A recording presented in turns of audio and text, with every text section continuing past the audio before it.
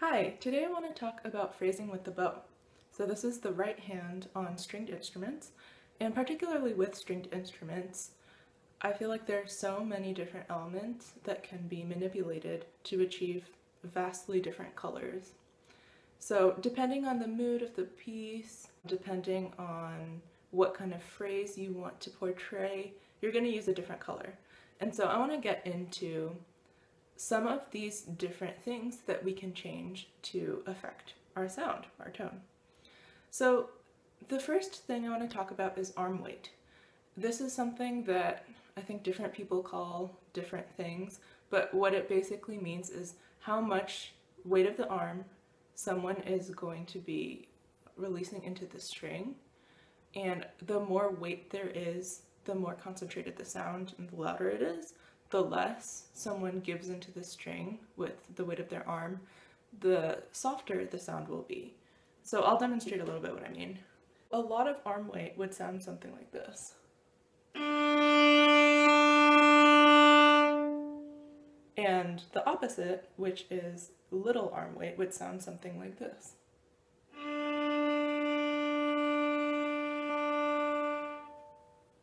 When I play with little arm weight, I am kind of holding my arm up more than I normally would, and that is what attributes to that softer sound, because I'm not putting my entire arm into the string.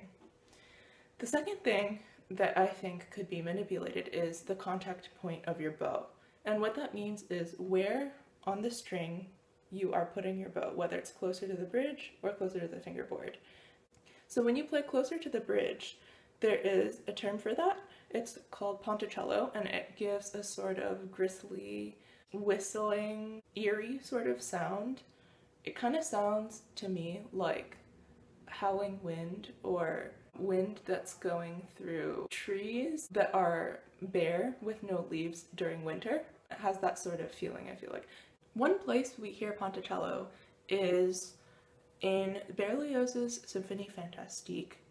We hear ponticello in the last movement, the fifth movement, in the violist's opening, where Berlioz is depicting hell, and the main character has gone through an entire story where he has harassed this woman, he's killed her, and finally he's executed at a scaffold, and he goes to hell afterwards. This is where we find ourselves in the fifth movement, and in depicting hell, Berlioz uses ponticello to imitate that eerie feeling, and I think he really does a good job. I'll demonstrate what this sound is, what the ponticello sound is.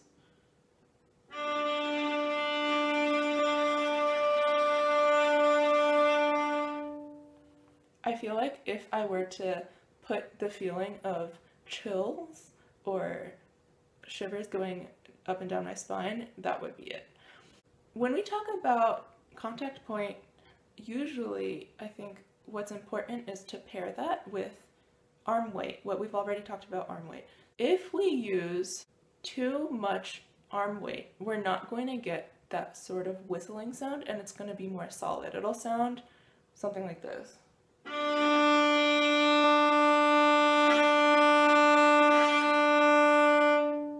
It's not a perfect sound, and you still get some scratches in there, but it's nowhere near that sort of ponticello that we heard before that makes you think of something you might be scared of. Maybe something close to a more horror movie-esque effect.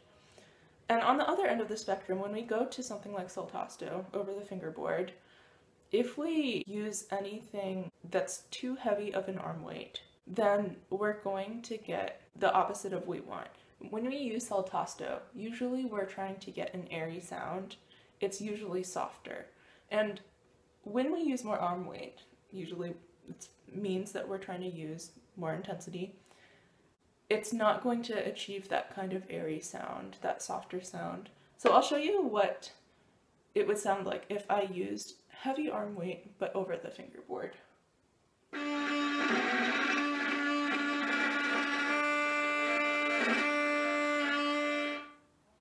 I wasn't even using all of my arm weight, and it already sounded pressed and scratchy, and my tone wasn't good. And if you could tell, the intonation of that string sounded flat as compared to when I would play the string normally. And so this kind of sound is not typical at all. I wouldn't use it unless it was specifically called for as an extended technique by the composer of the piece. The next thing that we want to talk about is how much hair we're using.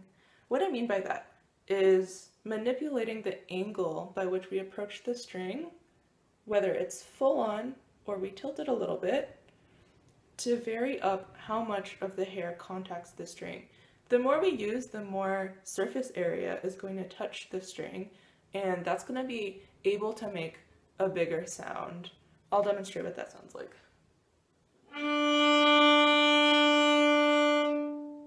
That's using full hair, and if I go to the opposite extreme, when I use as little hair as possible, it'll sound very soft, something like this.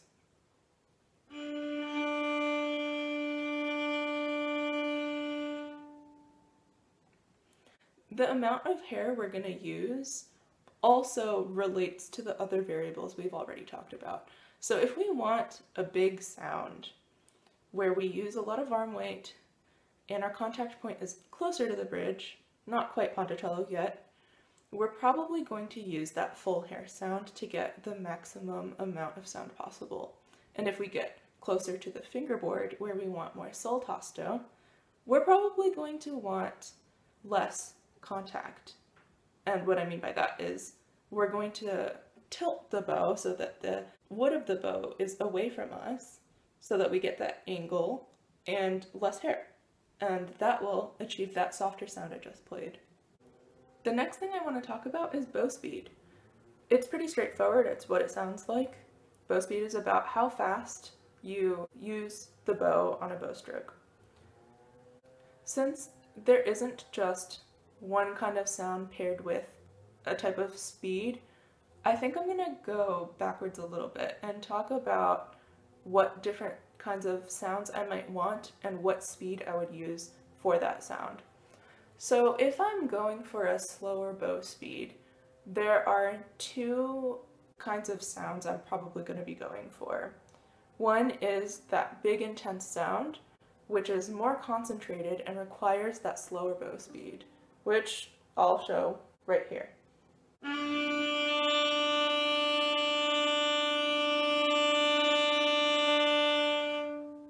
And the other sound that I might want for a slower bow speed is maybe a softer kind of sound. It can range from being pretty soft to wanting a certain kind of stillness to even something that's dying away or a dead sound that you might use non-vibrato with. So maybe something like this.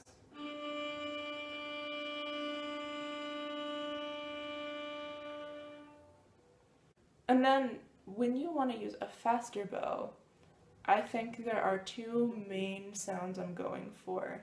One is an airy, dolce kind of sound. You might use this with sol tasto in a faster sort of bow speed, or you might use this in your sweet spot, that really nice sound kind of spot, which we talked about. It's in the middle, sort of, between the bridge and the fingerboard. And I would use this to convey sweetness and maybe a loving quality. Sometimes it might be when I'm playing something cantabile, which means singing in Italian. Any sort of these emotions I'm trying to capture, I'm probably going to use a faster bow speed.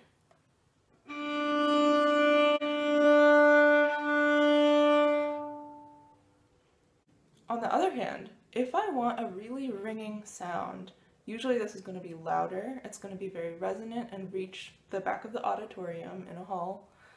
I'm going to use this fast bow speed for that as well.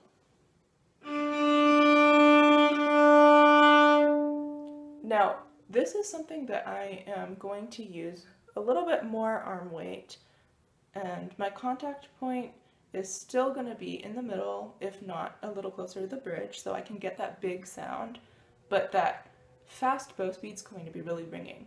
When I used slower bow speed and I still wanted a pretty big sound, that was more for a concentrated sound, And if you're a soloist and you want a big sound, typically you're actually going to want to go for the faster bow speed because that's more resonant, and even if it doesn't sound as big or as loud under the ear, it definitely is in the audience.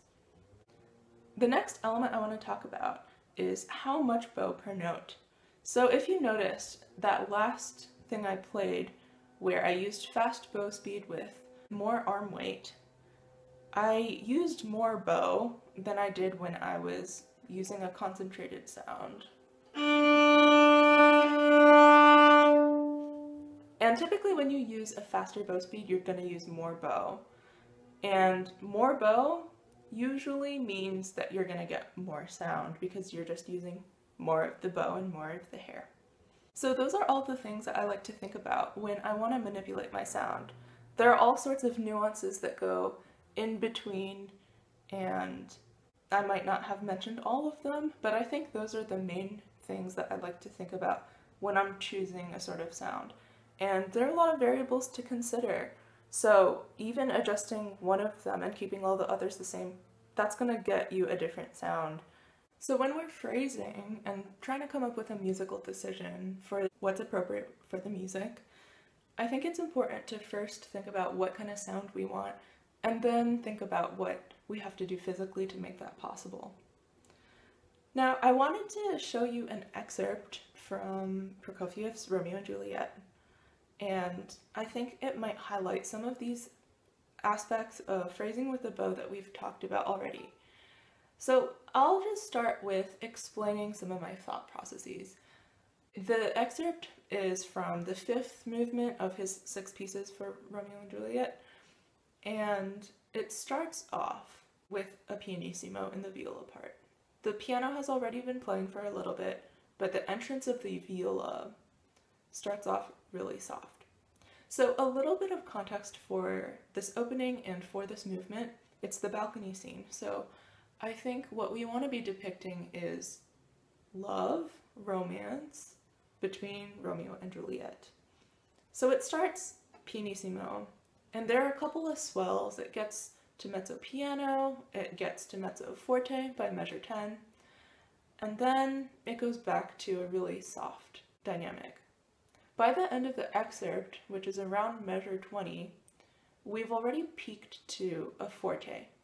So when I start off with pianissimo, I'm probably going to be using less bow, less hair, a contact point that's a little closer to the fingerboard, and I'm going for that soft whisper, maybe a hushed tone. Every time the dynamic creeps louder and louder in the swells, I'm going to go closer to the bridge and aim for more arm weight for a bigger sound. And when I finally get to that peak in forte, that's when I'm going to use the most arm weight I've ever used in this excerpt yet, and I'm going for a bigger sound. So I'm probably going to want more of a resonant rather than a concentrated sound for openness, for maybe that passionate sort of love that I want to be depicting at this point. So that means probably more bow speed while maintaining those other elements. So this is my excerpt from the 5th movement of 6 pieces from the ballet Romeo and Juliet by Sergei Prokofiev.